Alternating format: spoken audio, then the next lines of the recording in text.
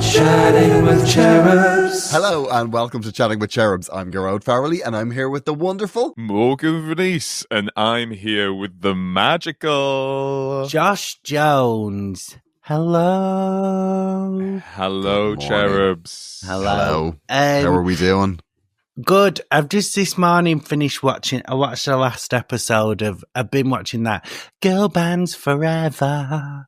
Did you watch it? I haven't watched it yet. Is that a documentary or? Yeah, 3-part documentary where they interview a load of members from girl bands from the 90s to like Little Mix, basically. It was really good. And it gives you a lot of like, God, it were dark. Like that it seems like a lot of the stuff like making them go on diets and all that sort of shit were dark.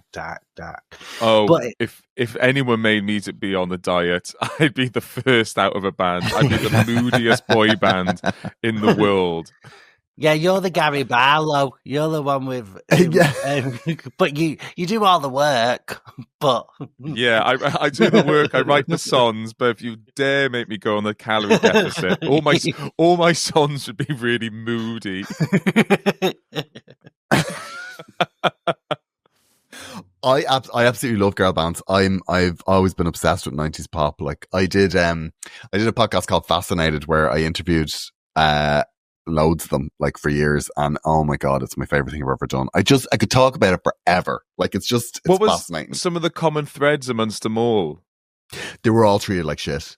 They were all really badly treated. Like the worst one, and I can't believe they weren't in the BBC thing, was the Honeys. Do you remember the Honeys?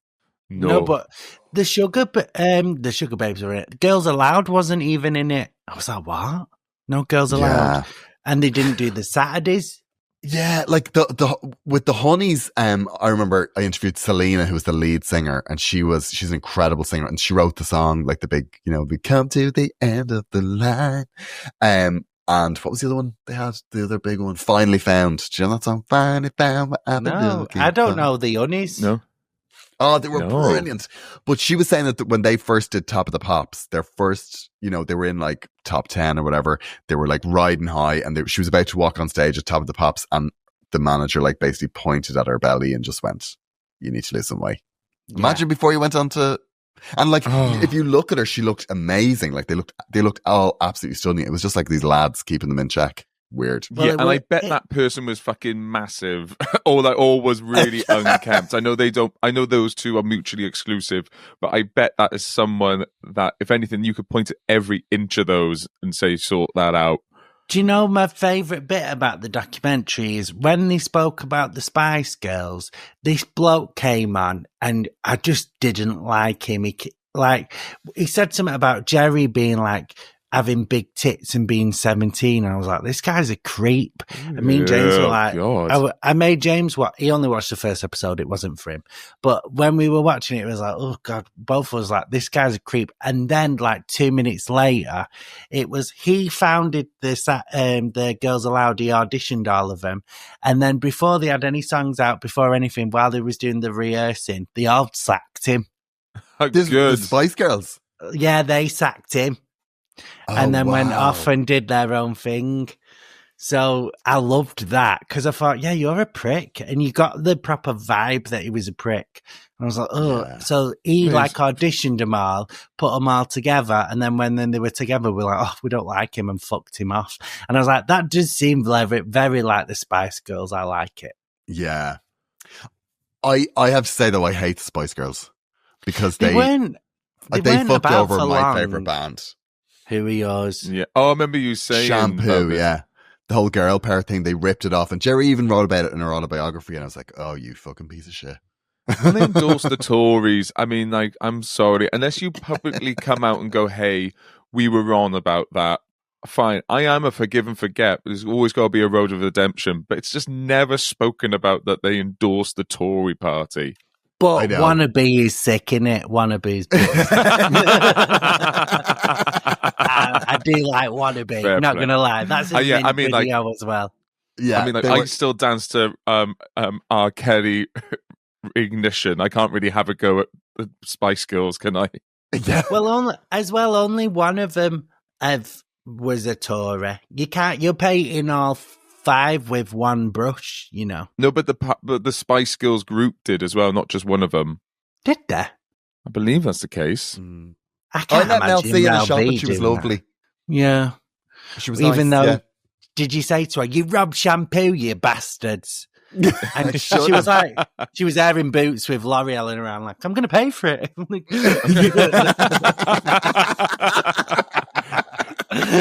Or if she emptied her pockets, she went, "Fuck shit," and then ran out. You probably rubbed conditioner as well, you tramp. Who's Scary Spice? Who's that one? Mel B. Mel B. Mel B. I had a great story. Have I told this one about Mel B? I might bleep out the comedian, but they told me a story. It was Mae Martin and Jack Barry were doing a show in Leeds, and she came to the show. Right. And apparently afterwards she was like, "Oh, could you mind if we go somewhere a bit quieter? I don't want to get recognised." And they were like, "Yeah, Mel, totally get that, but in fairness, you are head to toe in leopard print."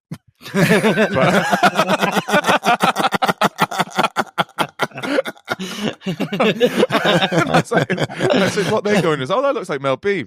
Wait a minute, that is Mel B. Because she's doing the "Who Do You Think You Are" dance. Yeah.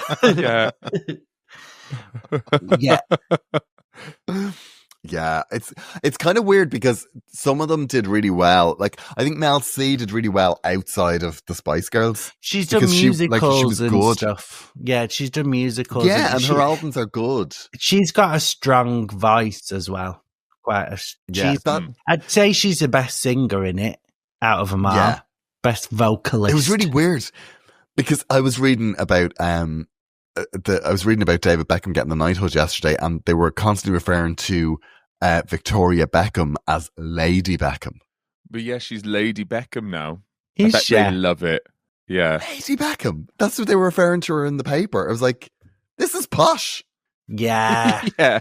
It's like she can't smile. Yeah. Can we stop with Lady Beckham? Yeah, it's quite gendered, that label as well. It's like he gets known as Sir, Lord, Lady, Lady. The other way round is that if she gets called Dame, we don't call her partner Man Beckham. Oh, is that how she got the title? Because he is... Yeah, you get it by association.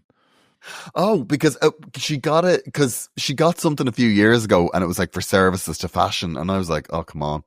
And I thought that's how she got the title, but because she's married, they're never getting divorced now. She's in it now. He can bang whoever he likes. She's gonna stay.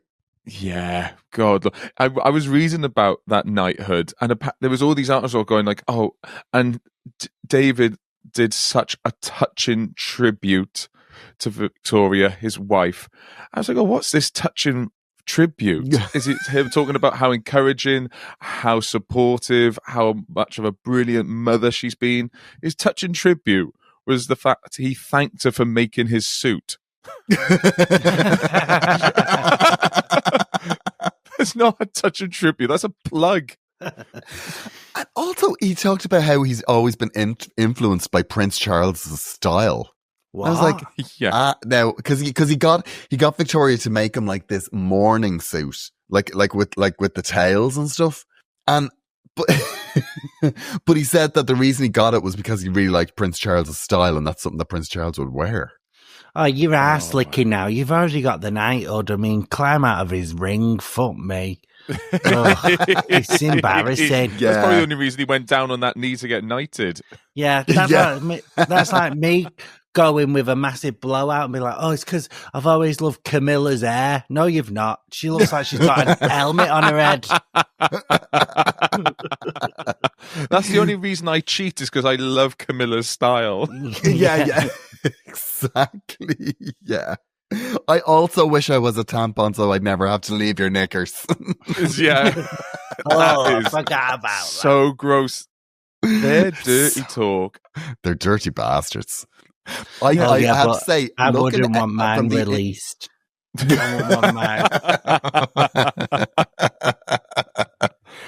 That is, I do feel bad for them for that. And like, as you know, I'm a very staunch Republican when it comes to stuff like that. But you just go like, we didn't need to know about that. No. that has no Mine, bearing I'd on. be more embarrassed about how unsexy mine is. My text, the pie's in the oven. We've got 25 minutes. Get upstairs.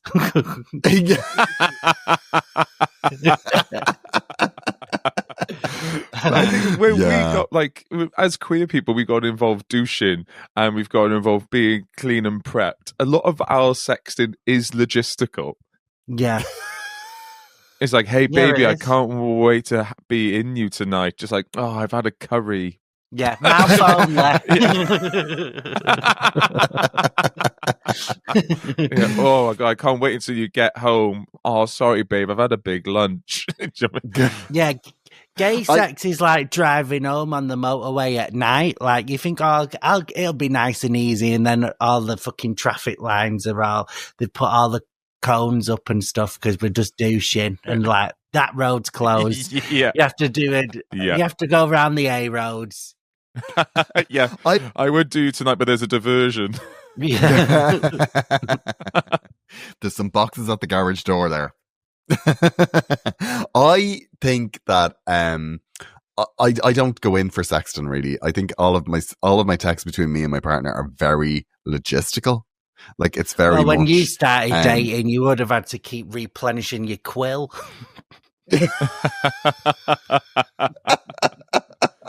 You're a monster. Yeah.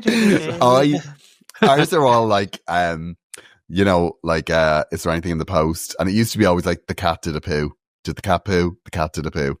That was it. And then every so often there'd be like 3 weeks of cat poo, and then there'd be miss you.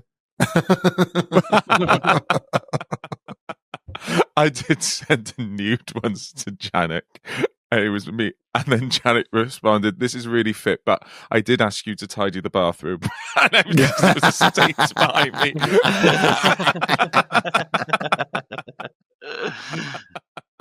I don't think I've ever sent a nude to my boyfriend. Oh, I have. He loved it. should give it a go. He wanted more. I think your boyfriend nudes every day. I think he's so security conscious. He's like, that could be hacked. Oh yeah. You once that. I mean, like, I think Grindr gets that out of you. Like, you just go, it's that screenshotted. That's in a hard drive. That's in the WhatsApp group. You sort of just have to. He's just have to sort of suck it up after. Yeah. Yeah. He's very That's true. sciencey. You know, he's very security conscious. Let's say.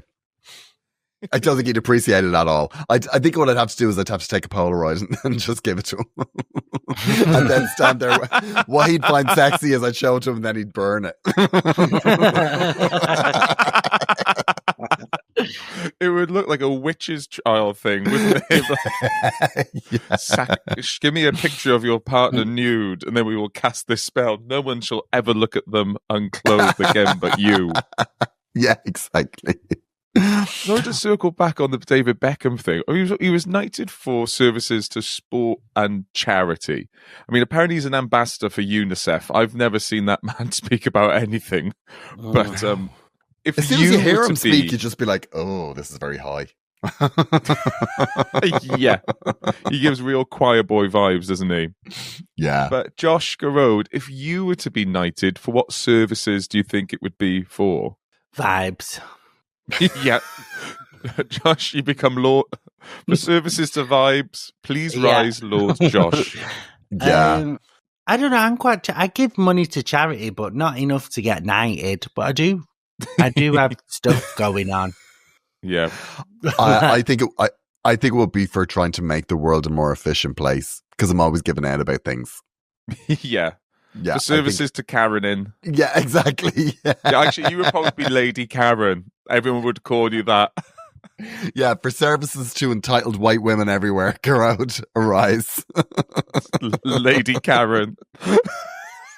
I don't know much about football. I know that, David Beckham is one of the most famous footballers to have ever played. And I know he had that really famous shot where he scored from the halfway line.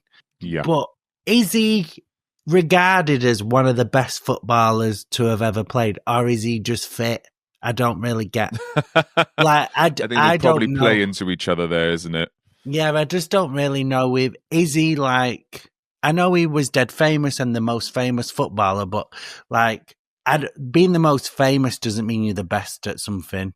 This is going to sound dead shady, but you can say that about comedians. A lot of the best comedians aren't that well known, whereas a lot of the ones who are like really famous are fine. No, completely. But I've got zero football knowledge. I mean, it's like talking to me about ceramics and. I get really bored. It's the do you know it's the noise of a football match? You know that like kind of like white noise of the crowd and the I just sounds like a House of Commons. I used to work. I used to work at Old Trafford. I worked at Old Trafford Football Ground United. Yeah, so I had a big cooler bag full of beer, and I had to stand in the corridors, and I had a little bum bag with my money in it, and I had to pull the beers out and go £4 a bottle, and I'd used to sell me beer in the corridors of Old Trafford. I'm like, £4 a bottle, and I was one of the best sellers. I was really good at it, so yeah, ooh. Of course you were.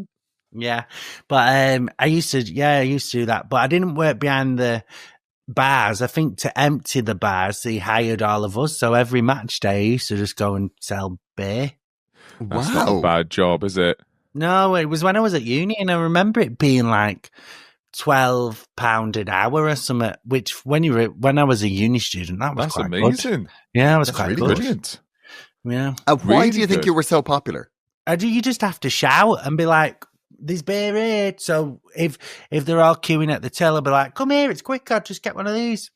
But I used to That's a great way. That's a great way to get people to you. Yeah, hey, I used to be quicker. Like, I'd be like £4 a bottle. Ooh. And it was, but I had bottles of lager and I had bottles of cider, and that was it. And but they were plastic; they weren't allowed glass, and they were quite small. Is that because of the crowd or you? That was me. I wasn't allowed. Give Josh the plastic ones.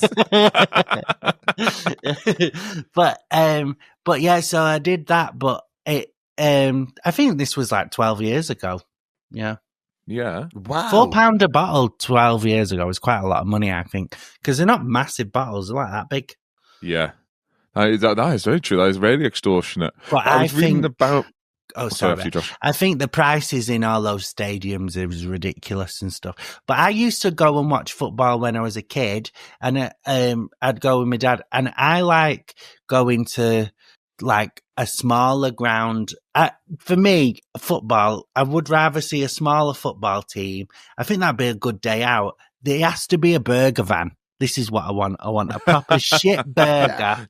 With fried Josh is all about grassroots football. Yeah.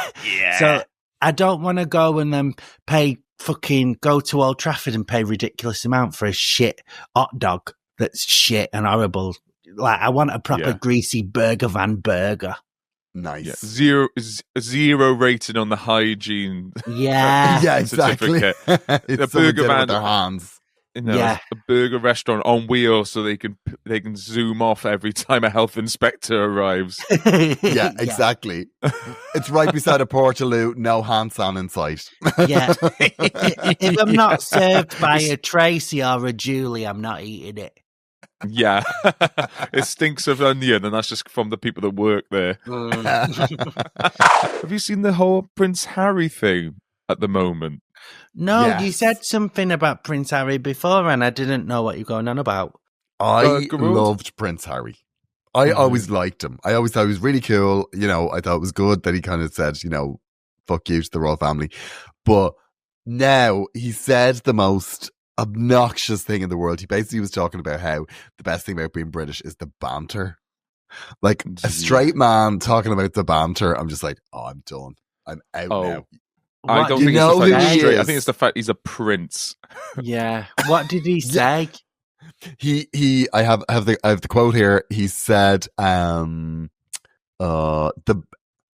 writes, the banter of the Met. He basically likes banter among men. Basically, it's the banter of the mess, the clubhouse, the pub, the stands. Ridiculous as it sounds, these are the things that make us British. I make no apologies for it. I love it. You know that, like, if Prince Harry's was in a comedy club, he is the guy. Yeah, but on the then we're side like, that's you gone don't too know far. your real dad. You don't know your real dad. It's just banter, mate. It's just banter, Harry. No one else in Yeah, your family's it's ginger. It's over the line. It's over the line. You look like the driver. You look like the driver.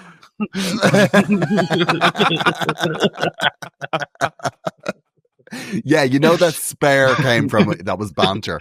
Yeah, Yeah. it's just banter. The Yeah, air what and the spare. banter has he ever received? No one's going to proper banter with a prince. Like we banter, and we're horrible to each other. You can't banter with a prince. And also, he talks about being in the stands. He's been in a hospitality box. Yeah, He's not been in a stand. He's never been covered in piss. Yeah, it's basically Princess Anne go, get me another fucking chip.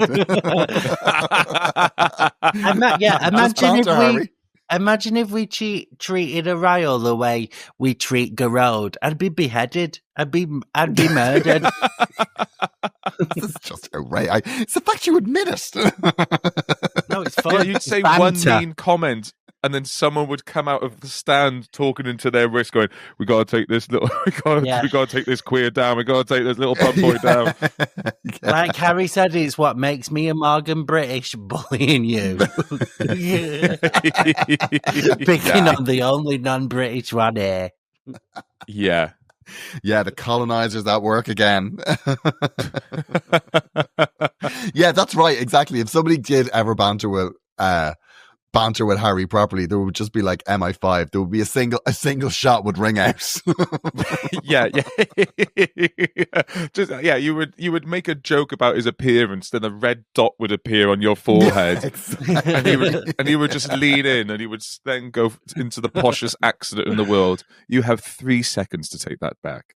Yeah, you should say you're sorry. Chatting with Cherubs. Have you seen the news about the prison this week? Oh, more convicts escaping. Well, it's hardly escaping. They're sort of pushing them out. They just like let It's them the out. worst. Yeah. I mean, The Great Escape would be such a rubbish movie in 2025, isn't it? Just been shown the door. And one of them was on the day that he was arrested. The day he was actually his first day in prison. They were like, they released him that day. Yeah, that's enough for you. Get out. Yeah, essentially just did a tour of the prison. Yeah, it's like you're our 200th visitor this year, so you've won a prize. But also, if you're in prison and somebody says go home, you're like, fair enough. Yeah, this is not my. It is scary though. If someone broke out of Strange Ways in Manchester, oh my God, I'd be hid under the table with a dog. I'd be like, no, I'd be too scared. Yeah, but how do you even manage that sort of fuck up? It made me 3 glad. times in a week. It made me glad that I'm in a job where the consequences are just on me. Like that, every so often I think if I just don't prep for a gig and the gig doesn't go right, I'm just like, that's on you. That's like, I'm the only. No, you embarrass me as well. By association, sometimes I look at the choices you make and I go, oh no. Yeah. You're my Andrew and I'm Sarah Ferguson.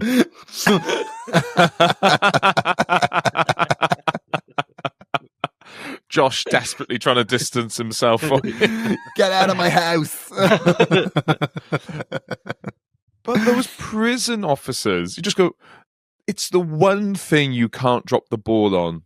Like, you can wake them up early, you can feed them a bit late, you can forget to take them out in the yard for exercise. But the one thing, cannot be done. Keep them in here. They can't go out there. They've been saying loads for years, loads of chats about the prison, not enough prisons, so they need to build new prisons. And the day that the first guy got out of prison about a week or two ago, I was driving back from Guildford with Jenny, and we was listening to it on the radio and was like, oh my God, this crazy, he just broke out of prison. And it was overnight. So we were speaking about it on the drive and was listening to it on the radio. And then the interview, do you remember Anne Widdecombe? Yeah. And I think is she Tory? She's quite right wing, isn't she? She's reformed now. She was in charge of prisons for years. She's reformed now. But yeah, she was in charge of prisons for years. And she said that one of her ideas, but they never took it up, was to just put them on big shipping containers and just leave them in the ocean. So to have like shipping container prisons and just leave them in the ocean. Wow. And she's still saying, like, fuck me. She was some piece of work. And she was like, I think it's a brilliant idea.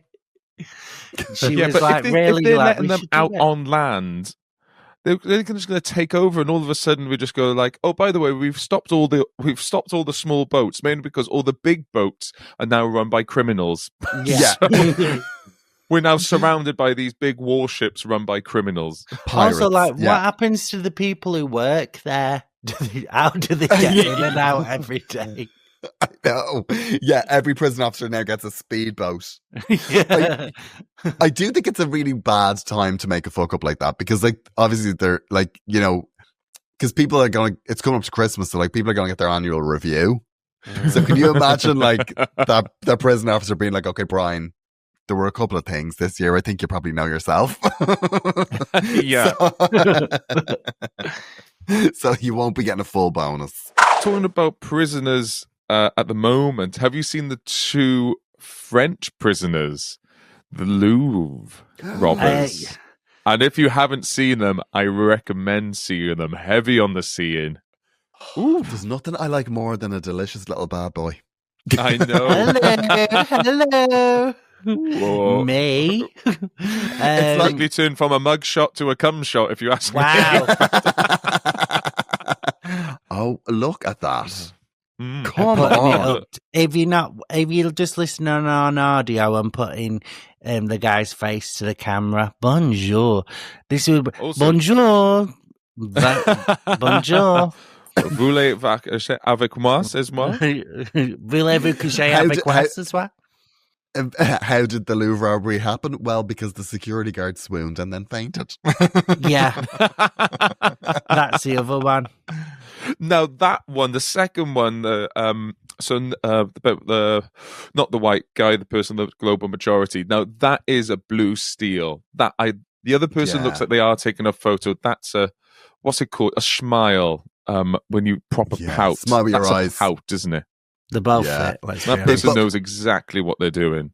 Yeah, you see, hot criminals, and also they changed the whole narrative. Like, do you remember the guy that shot the guy that ran the pharmaceutical, or was it the health insurance company? Luigi Maloney. Oh yeah. Yeah. He was another absolute stunner, and everyone's just like literally nobody talked about the crime. Now, I guess the guy that he killed was not, he wasn't a great person, but like he still did get shot. Like he still did die. I don't condone murder. I didn't think that guy. I didn't think I do condone those abs. I didn't think the murderer who shot him was that fit. Oh, I thought he was cute. Yeah, he was handsome. Yeah. Do you remember the one years ago who then he actually got a modelling contract? I remember exactly the one you're talking about. Oh, yeah. Model. That guy. If that guy. Oh, yeah. What did you type to get him up? Or was that your screen background? No, just typed in convict became model, and there are pictures of him. What was his crime? Being fucking gorgeous. I don't know. I don't know. I do he think is that guy insanely good looking. Yeah, he makes a French robbers look mean. He makes everyone look minging. Yeah. We should stress that this is a rarity, isn't it? This isn't like I'm just going to pretend it's my face. Yeah. If there's any single people out here that wants to pull a hottie, do still go to bars, go to dating places. Don't just hang outside prisons and jail cells. Yeah, you could just be like a prison mall. The one I was talking about is called Jeremy Ray Meeks. He's an American fashion model and convicted felon, a former member of the Crips Street Gang. Sounds like something from a musical, isn't it? We're in the Crip Street Gang. Crip Street assemble. Da da da dee. And then But he does a little tap if dance. you were in a prison and Louis Mangione came through the door, like if you were like, this is your new cellmate, you would be like, oh, maybe I will have that shower. It would make you step it up, like. Yeah. Yeah. But have you seen how they did it as well? Those two Louvre robberies. Louvre robbers, been my pub. Well, they had the ladders, didn't they? So easy. Yeah, they just put threw high the vises ladders on, pretended to be constructed, and just walked in through a window. See, they did it so easily. If there was any gay staff working there and they saw those two fit guys with high vis on, they'd be like, no, we're not filming a porno in this museum. Thank you very much. Get out. Yeah. You're not fooling me. But it's the authority of a high vis. Like all you need, like once you have a high vis on, like you can do whatever the hell you want. It's just, all you need to do is just walk with confidence and wear a high vis, and people don't ask any questions. I had a friend in Bristol that used to go in. That's how he used to get into music festivals, especially small ones. He just had a high vis. And he just used to walk straight in with confidence. It's like, does he carry a high vis in a tent? Like, I don't really know how that works. What does he do he'll be up with his friends in there and stay in that tent. Yeah. Oh, is that security guard? Why has that security guard got a crate of Stella in a tent? Yeah. This feels unprofessional. But it's like, do you know that sniffer dogs in airport security, that sort of thing, they don't smell drugs, they smell the person's anxiety. What? That's what that's a fact I hear. I don't know how much I believe that. The more I say that out loud, I don't. If you believe want to smuggle that. drugs, just do it confidently. I don't believe that, because every time I'm in an airport, I have anxiety, and it's not because I do have a gun or anything, but I always think, what if there's a gun in my bag? What if I forget I've put a gun in my bag? I don't even have a gun in my house, but every time they check in my bag, I'm like, there's a gun in my bag. I don't have a gun, but I'm like, I must have just forgot I had a gun and put it in my bag, and I'm taking it Benidorm with me. Oh my God, I've forgotten I'm a people trafficker. I've got I'm a drug mule. Oh my God, I forgot am I a drug mule? I think I'm a drug mule. But I always think, what if I've not done any drug, even weed, since I was like at uni. I don't not done anything. But I'm always like, what if there's a bag of coke in my pocket? What if there's a bag of coke in my pocket? I think it's so natural to see police and think that. Yeah. I used to be like that in airports, but now every single time I go through an airport, I get pulled in. Every single time they go through absolutely everything. I'm just like, what is it? There's a part, sometimes I think maybe is my bag like gang colors or something. I just don't even realize, because they literally pull everything apart. And I went through recently and I had, this guy was so thorough, right? It was in, Gatwick, and, for my birthday, Joanne had bought me a butter dish from Oliver Bonas. Like, it was like this orange butter dish, right? And it was at the top of my bag. She knows you well. Yeah, she does. It was all wrapped up, and he opened it, and he was like whacking it off each other, like just clanking it. And I was like, what? And he was like, what's this? And I was like, what's it look like? It's a butter dish. And he was like, what's it for? And I was like, butter. Like, he was just clanking. I was like, it has an Oliver Bonas sticker on it. Like, what? Why is this suspicious? And he was holding it, I swear to God, he was holding it up and turning it upside down like he had never seen a butter dish in his life. So there must be an air of suspicion around me. I don't know. Yeah, when I was flying back from Belfast the other week, because I was doing tour shows, I carry a bunch. At my tour shows, I've been putting flyers on the seats saying like, "Thank you for coming." So we had a few of them in my hand luggage, like a little pile, only a couple of inches thick. And then when they put my bag through, and I asked him, I said, "What is it that made you put my bag through?" And he went, "Oh, we didn't know what these were." And I was like, "It's literally a bunch of flyers." I know. It's a bunch of flyers, and you're like, "Oh my God, pull him over." I was like, but what they thought it could have been something really suspicious. And then it was just a bunch of flyers with my face on going, "Thank you for coming." Maybe we've got our idea of airport security completely wrong. We think they're really diligent, but they're actually just really dumb and they don't know what things are. Yeah. So that's the only reason they're going through stuff, going, "What's this?" It's not because they're being diligent. It's because they've never seen it before.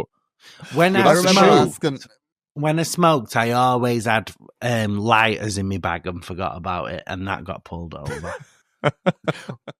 I always I remember asking this woman. She was testing my bag, and I was like, "What?" Like, 'cause, they do the swab thing, and I was like, What are you looking for?" And she was like, "We test for explosives," and I was like, When they swab your hands and stuff. Yeah. Mad. And they were like, I was like, she's like, "Yeah, we test for explosives," and she was like really obnoxious about it. I was like, "Oh wow, thank God you're on the front line. Thank God it's you protecting us." And I tested positive for explosives once. I did. Really? And yeah, they were like, "You From test where? positive for Where'd they explosives." swab? What did you have to eat the night before? It was either my bag or my hands. I can't remember. But then all I had to do was sign something to say that I didn't have explosives. I was like, "I'm not an explosive." There's a real flaw in this system. I hope you don't mind me saying. Yeah. Have you anything to declare? I'm not a bomb. I hate flying out of Manchester Airport because I always think they're just dicks there. I feel like it's harder there than everywhere else. I think it is like so shit to get in and out of. That's my least favourite airport. It's horrible. Yeah, I don't like it. Yeah. Oh, well, you're selling it to me. If I want bad customer service, fly to Manchester. Well, every time I have to go to one of those, when you land, it takes you ages to get out. The queue system is just ridiculous, and then you have to go through one of those self-service checkout things. I didn't know for ages. Every time I went through it, I kept getting pulled up, and then last time I said, James said, every time I do it, and he went, "Well, do you do the face on your passport?" And I went, "No." He went, "What do you do?" And I'm like, "Well, I smile." He went, "Well, that's what you do wrong." I didn't know you were. I was like smiling, and then I'd always get sent to a person, and he was like, "Yeah, don't smile. You got to do your face on your passport." I was like, "All right." Yeah, there are some idiots though. I saw one idiot in Stansted. Bless them. It's their first time ever doing the digital one that you were saying, the self-scan one. And know, like when you go through the first gate, you enter the little booth, and like you said, you look into the camera, but that camera is on a pole that shoots up to meet your eye line. Well, this person kept on trying to match the camera zooming up the pole. So they just took ages. This camera went up and down like when you go to a fairground ride and you hit that little plate, it goes whooping. It just kept on doing that. It was so funny. Did you see the article about the guy who was bullied and then killed his bully? He murdered his bully, but 50 years after. So he held on to the grudge for 50 years and then killed his bully. Oh my God. He probably thought he got away with it. As in the bully. Yeah, I know. I'm so glad Gearóid doesn't have 50 years more in him. I'm glad. Monster. I fully respect that. I fully respect that. I think that guy should get off. Yeah. No, I think skill bullies, you've made your bed now, you're lying it. Revenge is a dish best served cold. Yeah. Oh, you've had school bullies reach out to you, though, haven't you? And bully you again. No, just that'd actually be quite a funny thing for a bully to do. Reach out years later and just go, "Hey, I just wanted I know all those things I said to you when we were kids. I'm older now, and I just think it's really important for you to know I really meant it." Yeah. I've thought about it, and actually I stand by every word. I Yeah, apologize, and then I don't reply, and then they go, fuck it. I'd love to see, we're doing a show in Ireland, and then I'm like, who's that guy Gearóid speaking to? And then this guy just starts giving Gearóid a wedgie.